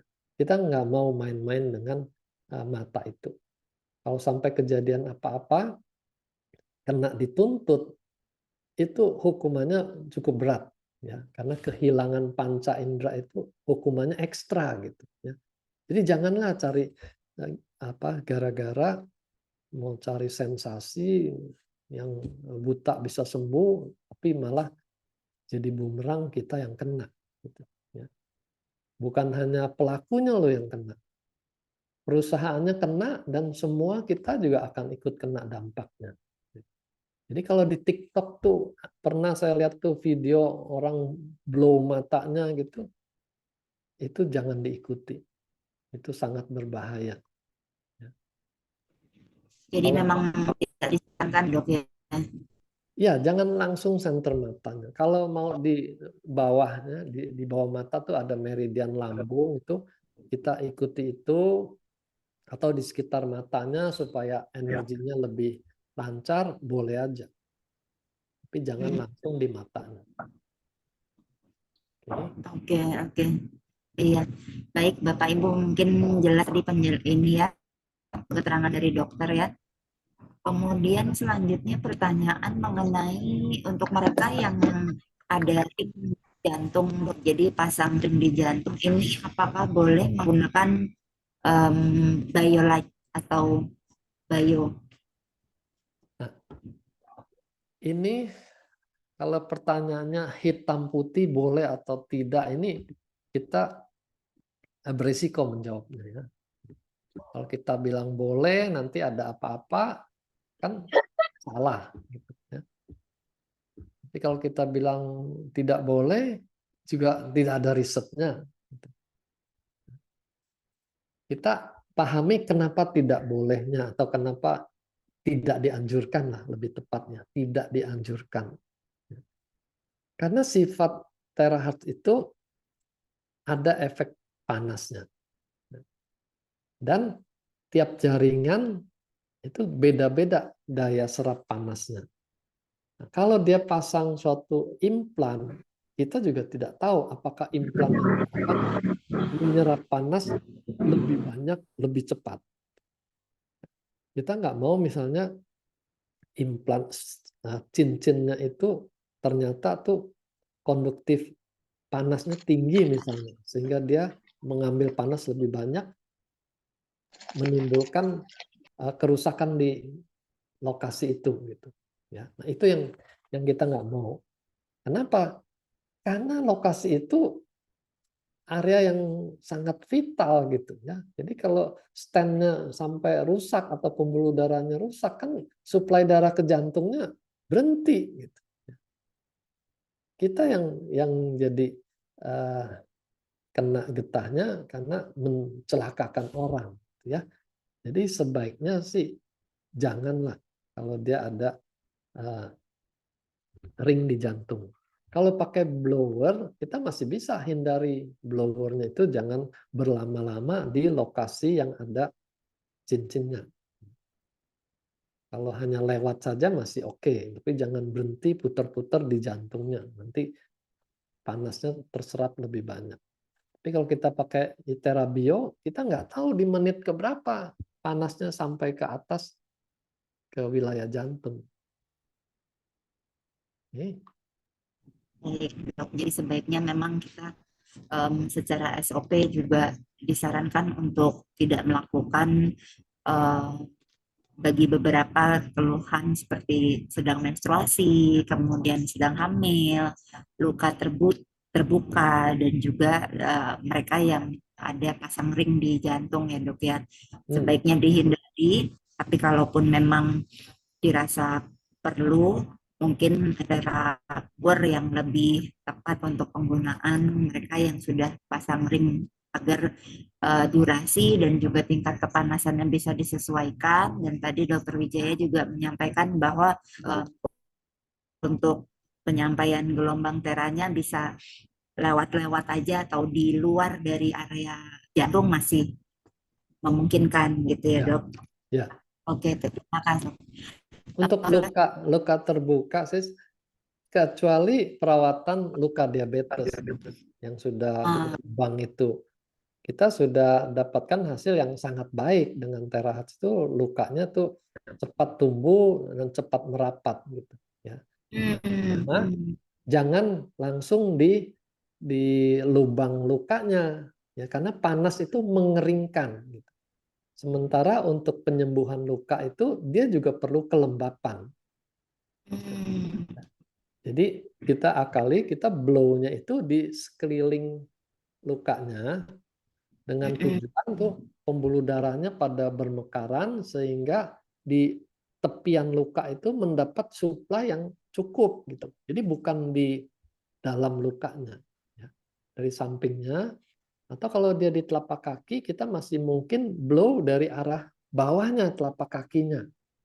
Dengan harapan nanti di dasar dari luka itu, dia juga mendapatkan suplai lebih bagus, sehingga bisa lebih cepat tumbuh gitu. Nah, itu seninya. Jaringan-jaringan. Nah, ini menyangkut diabetes juga nih dok. Ada pertanyaan dari Ibu Yanti Kitty ya, Ifli. Ini kalau untuk yang menderita diabetes, apakah bisa di blow di bagian ubun-ubun atau bagian kepala dok? Itu Ibu Yayah ya yang tanya. Iya, sorry Ibu Yaya. Bu Yaya dapat himbauan dari mana? Diabetes nggak boleh Iya, mungkin blow di dari ubun-ubun. kalian Itu nggak ada hubungan, Bu. Bu Yaya bisa open mic?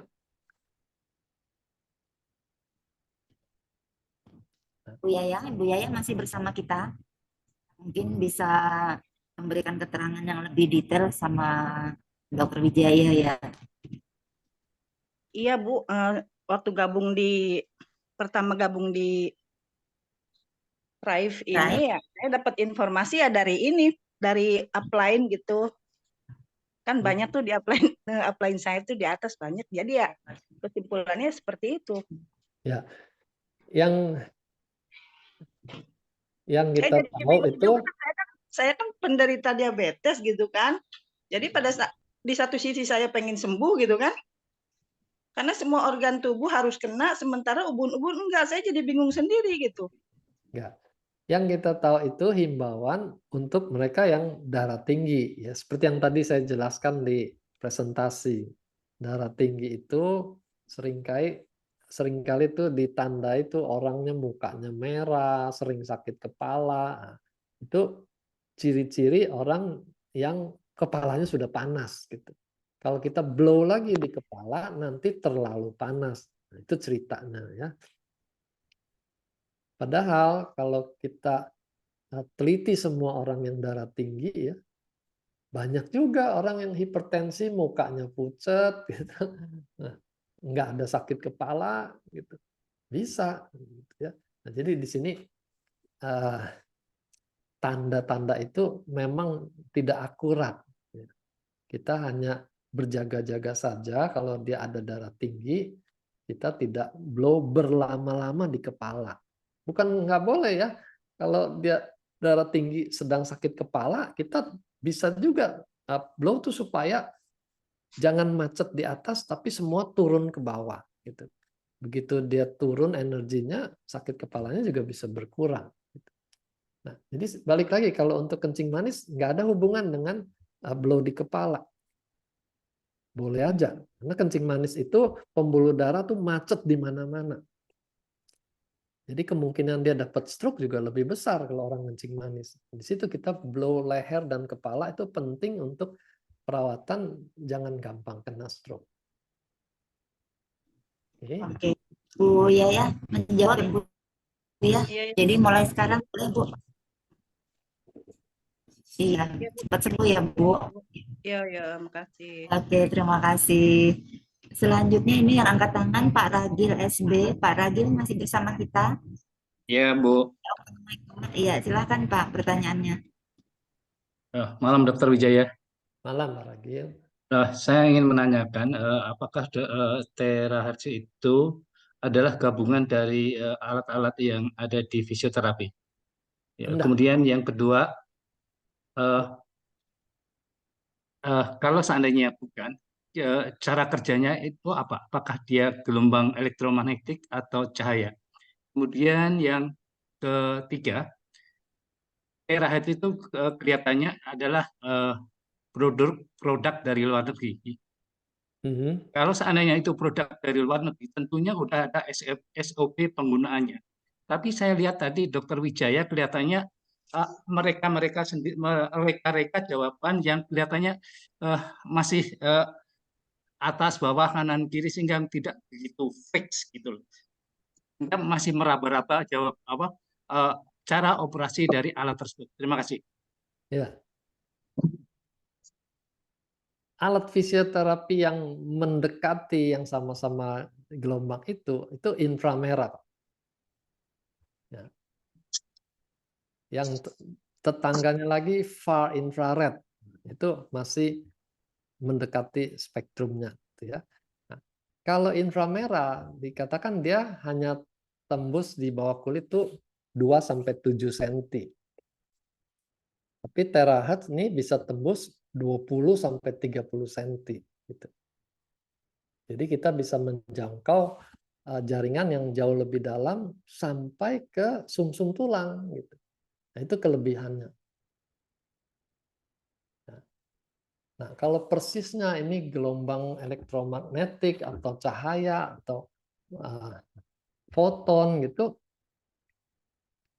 nanti kita tanya yang pakar elektromagnetik dan fisika aja ya Pak ya. Nah, yang saya tahu sih dia sudah termasuk foton, jadi cahaya yang membawa energi itu. Terus soal SOP gitu ya. Alat ini alat fisika gitu, elektrofisika itu ya. Jadi dia waktu diciptakan ya dia hanya tahu ciptakan ini mengeluarkan terahertz gitu. Terus karena dikaitkan dengan ini produk dari China, lalu ada disisipkan ilmu mengenai qi, mengenai energi gitu, ditambahkanlah ilmunya TCM ke dalam sana gitu.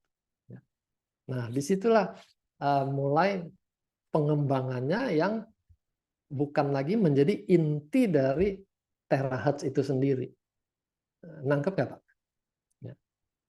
Jadi yang kita bahas SOP soal gerakan di meridian itu semua itu ilmu TCM-nya.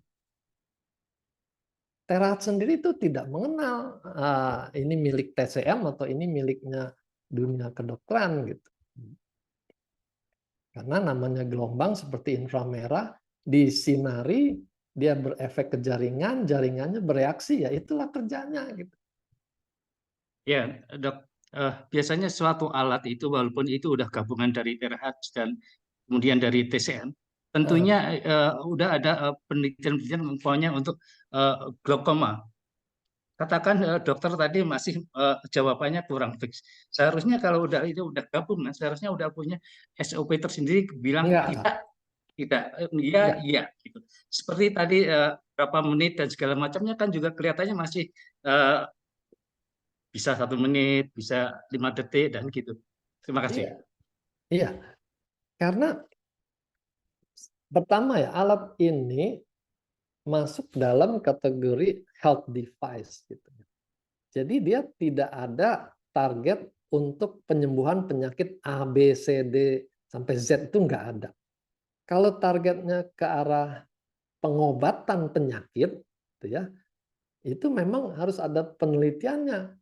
10 orang diterapi dengan menit yang sama, hasilnya seperti apa. Nah, itu miliknya penelitian kedokteran, Pak. Standar penelitian namanya. Tapi alat ini dia hanya melihat dari fisiologi jaringan kalau dikasih terahertz itu efeknya apa. Nah, itu yang di dalam presentasi yang lain tuh ada tabel bintang-bintangnya itu. Kalau inflamasi dia bintangnya 5 gitu ya. Nah, orang yang bergerak di penelitian itu akan melihat itu bukan tabel-tabel yang standar konvensional medis lakukan, gitu ya. Nggak ada kita penelitian tuh pakai bintang 5, bintang 4 gitu, Pak. Ya.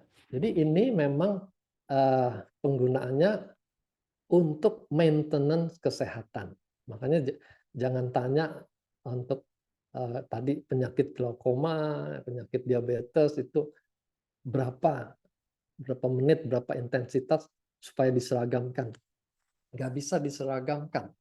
Nah, ini repotnya kalau kita berhadapan dengan kondisi kesehatan. Lain orang starting point untuk di terapi itu sudah berbeda-beda. Yang baru kemarin sakit sama yang sudah 2 tahun ceritanya sudah jauh berbeda. Gitu. Ya, itu yang nggak memungkinkan kita bikin SOP standar, nggak mungkin. Gitu. Ya. Jadi juga bukan berarti kira-kira gitu.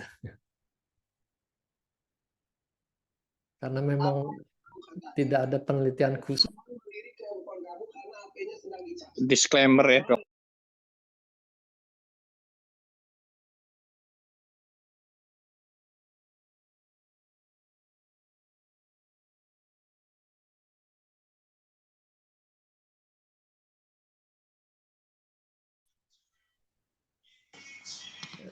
Bisa tangkap, Pak.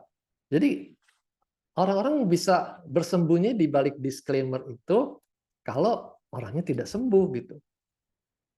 Nah, kita tidak seperti itu. Kita menyadari dari awal bahwa kondisi berbeda-beda, hasilnya juga bisa berbeda-beda. Gitu. Ya.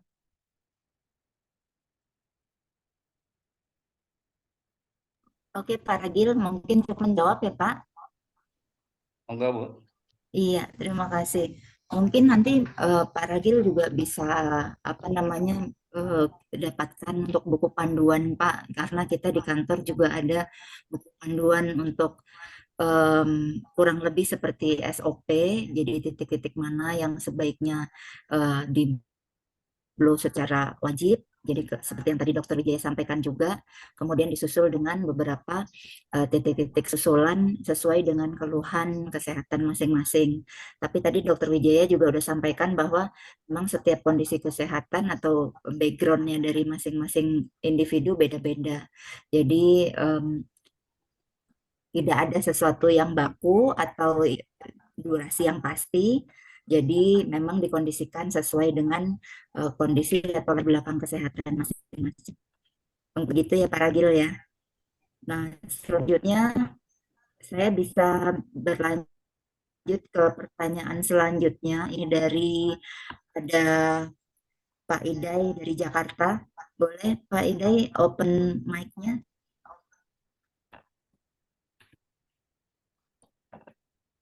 Atau Ibu Mary?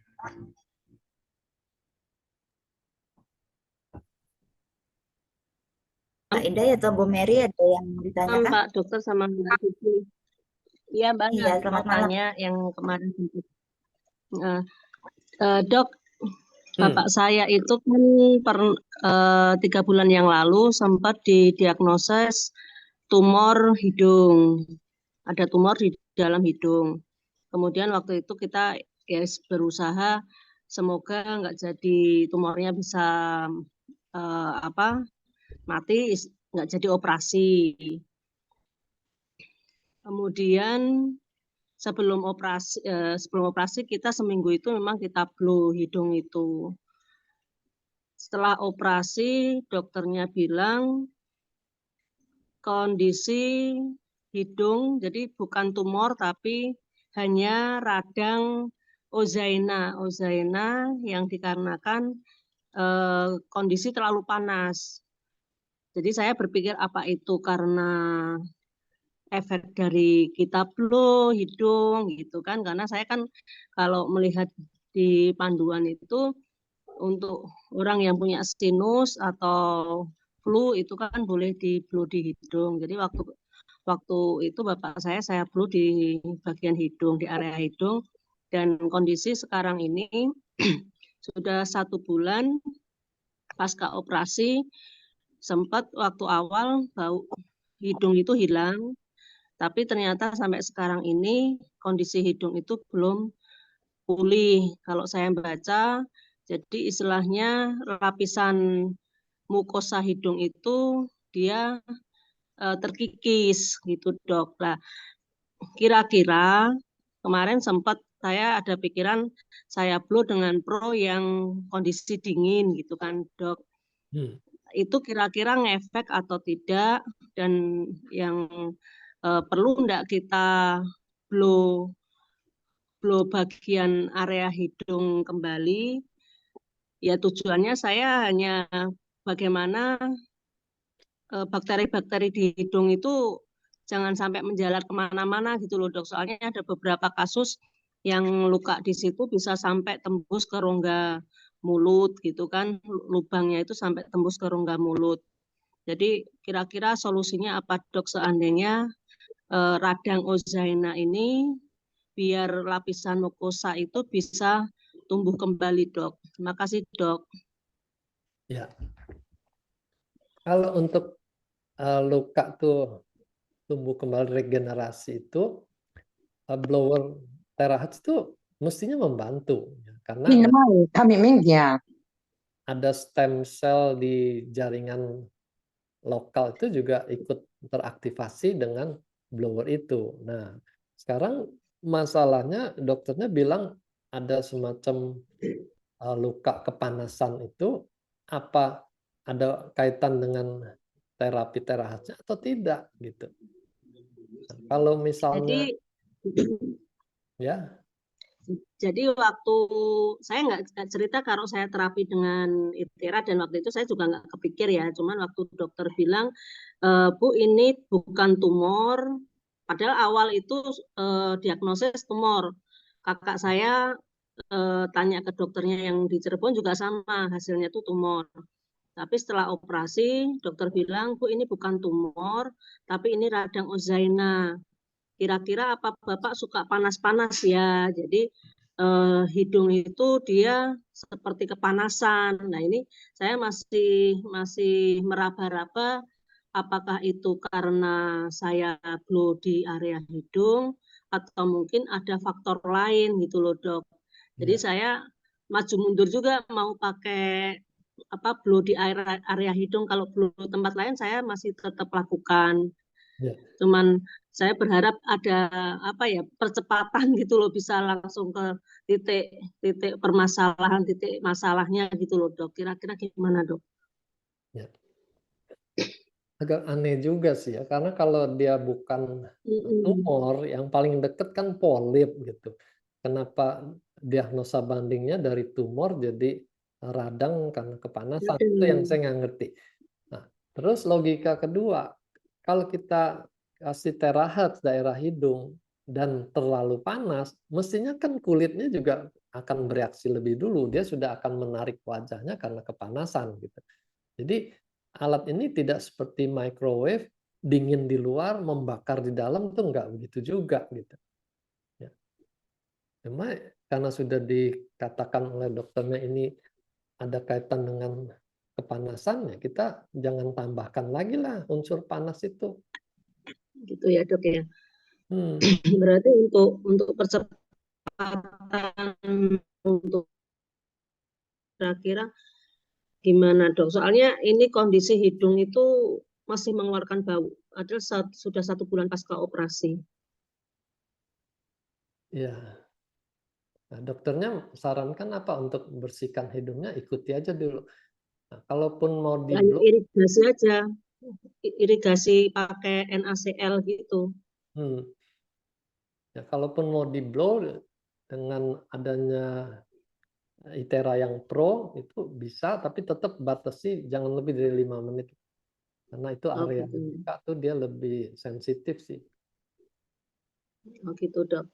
Jadi kalau umpama kayak yang tadi dok, sekalian tanya untuk mata tadi kan takutnya untuk tidak boleh di blow langsung di mata, takutnya ada sel-sel yang rusak gitu kan dok.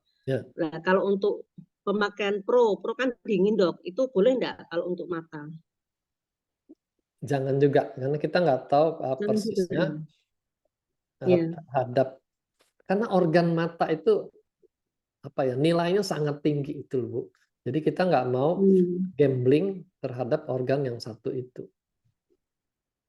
Oh, ya, ya. Ya. Ya. Nanti Ya, blow di makasih, hidung dok. juga tetap mesti di jalan gitu, jangan disentrong langsung hanya di Iya. hidung. Ya, Oke. saya puter-puter, dok. Udah saya puter-puter sih. Cuman ya gitu, ini udah 1 bulan kok belum ada perkembangan, dan awal pasca operasi kondisi masih bisa bangkit, masih bisa jalan gitu kan, masih walaupun dipapah masih bisa. Kalau untuk saat ini hanya bisa baring. Kalau belum masih ikhtiar, belum masih kami lakukan terus. Ya hasbi Allah lah, pasrah sama Allah, karena kalau melihat teman-teman yang lain yang kondisi lumpuh berapa kali terapi bisa bangkit gitu kan. Lihat bapak saya, apa mungkin faktor umur gitu kan, udah 81 tahun gitu, apa memang faktor umur atau faktor yang lain, Nah, itu padahal udah tadi di balik blow lagi bagian punggung. perlunya perawatan kondisi umumnya. Jadi kita jangan fokus hanya di hidungnya, tapi yang lain-lain itu semuanya juga diperbaiki dulu. Ya. Nah, Iya. nutrisi itu kalau dia sistem pencernaannya nggak bagus kan, masuk makanan seperti apa, penyerapannya nggak 100% kan, kurang juga nanti. Perbaiki juga itu. Ya. Ya, ya dok. Ya, makasih dok. Hari. Ya, Bu Mary, semoga kondisi Bapak cepat membaik ya, Bu ya. Kita doakan Terima semua kasih Bu Suci. di sini em, terbantu kesehatannya dengan terapi ITERA, tapi perhatikan ada beberapa hal juga yang memang tadi Dokter Wijaya juga sampaikan, untuk bagian-bagian tertentu dan juga ada kondisi tertentu yang memang sebaiknya dihindari untuk terapi. Dan kita sepertinya sudah ada di penghujung sesi kita pada malam hari ini ya dok. Terima kasih banyak Dokter Wijaya. Mungkin mohon maaf bagi Bapak Ibu sekalian yang pertanyaannya belum sempat terjawab, karena ini banyak sekali antri di dalam kolom chat. Mungkin insya Allah Suci akan sampaikan secara tertulis kepada Dokter Wijaya ya dok, kalau nggak keberatan, supaya nanti bisa terjawab secara terpisah di lain waktu, nanti kita akan bahas kembali. Dan mungkin dokter untuk mengakhiri sesi kita malam hari ini, kira-kira ada sesuatu yang ingin disampaikan dari dokter untuk merangkum pembicaraan kita pada malam hari ini, dok. Silakan. Ya, terima kasih. Jadi fokus kita ini kaitan antara ya, penyakit lokal dan kondisi umum gitu ya. Seperti tadi dicontohkan soal gangguan lesi di hidung itu. Kita jangan fokus hanya di lokalnya itu, tapi kita perlu perbaiki kondisi umumnya juga. Karena tubuh kita itu satu kesatuan. Kalau kita hanya fokus di lokal, tapi pencernaannya nggak bagus, misalnya toksinnya juga banyak, itu nggak bakal sembuh-sembuh juga gitu. Walaupun sifatnya hanya di lokal, gitu ya. Nah, jadi itu aja kita lakukan dengan penuh kesadaran apa yang sedang kita kerjakan, sehingga kita bisa mempertanggungjawabkannya juga dengan baik gitu. Ya. Jangan hanya ikut-ikutan kata upline, kata kesaksian, karena kesaksian itu bisa beda-beda hasilnya. Biasanya yang diviralkan itu kan yang suksesnya besar, yang suksesnya kayak menyolok gitu, istimewa gitu. Tapi yang tidak sesukses itu, bahkan yang gagal kan juga ada gitu. Hanya saja orang tidak viralkan yang gagal itu. Itu terjadi di semua produk yang diperkenalkan. Orang-orang cenderung hanya promosi kisah suksesnya, tidak ada yang promosi kisah gagalnya, gitu. Ya. Tapi dengan kesadaran ini, pengetahuan ini, kita sekarang tahu penyakit itu bisa berbeda-beda walaupun judulnya sama, sakit mah, gitu. Sakit mah ada yang cepat sembuh, ada yang nggak sembuh-sembuh, gitu. Itu cerita di balik judul tuh kita perlu tahu. Oke, itu aja. Oke, terima kasih banyak Dokter Wijaya untuk pencerahannya pada malam hari ini. Ini luar biasa, tadi banyak juga yang merasa mendapatkan banyak ilmu dari dokter untuk pada malam hari ini ya, karena ini semua tadi yang dokter sampaikan ini pertanyaan-pertanyaan yang biasanya di setiap Zoom ada dipertanyakan oleh Bapak Ibu sekalian dari peserta Zoom produk setiap hari Jumat. Dokter Wijaya, terima kasih banyak Dok, dan Bapak Ibu sekalian, terima kasih banyak sudah bersama dengan kita pada malam hari ini.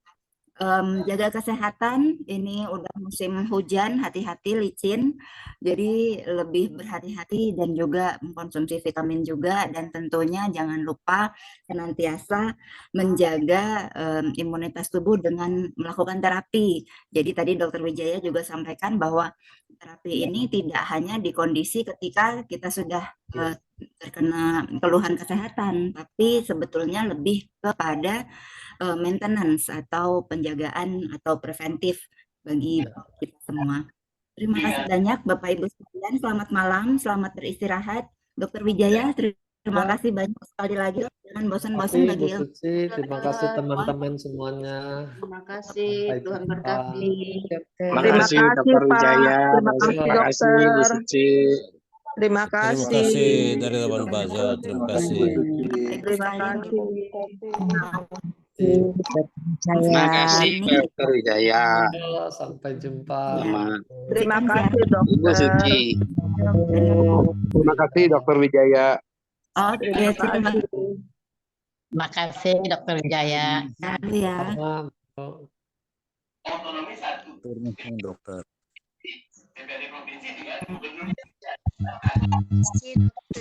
Bu semua, kita ketemu lagi di Jumat. Assalamualaikum, selamat malam, selamat sejahtera, selamat istirahat. Ya.